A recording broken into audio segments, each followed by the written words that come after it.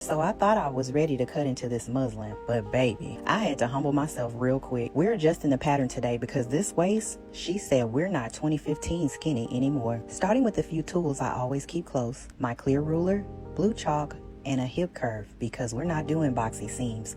We need curves and flow. I like using pattern paper with grids. It keeps me organized and makes redrawing patterns way easier than that tissue stuff. Now let's talk scissors.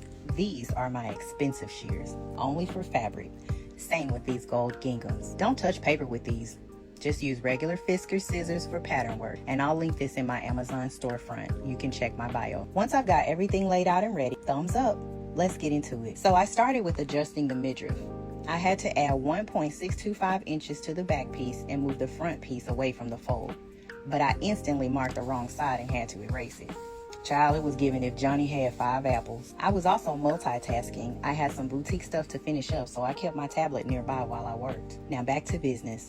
I measured 1.625 inches from the fold and I drew a straight line to shift the midriff front. That gives me the extra waist space I need while keeping my grain straight. Here's the back midriff with added width. You can see the extension traced clean onto my new pattern paper. Now onto the back of the pants. I marked my new hip width, then I had a little celebration dance. This grown woman weight is giving soft curves, okay? And listen, my knees was crying, so I had to grab my fuzzy navy pillow. I hopped back over the fabric like I was dodging a puddle. So now with my knees comfy again, I smoothed out the back of the pants curve, erased all sharp angles, and marked out my seam allowance so everything lays just right. And just like that, we celebrate. Adjustments made, pattern pieces ready. Here's a top view of all the pattern adjustments.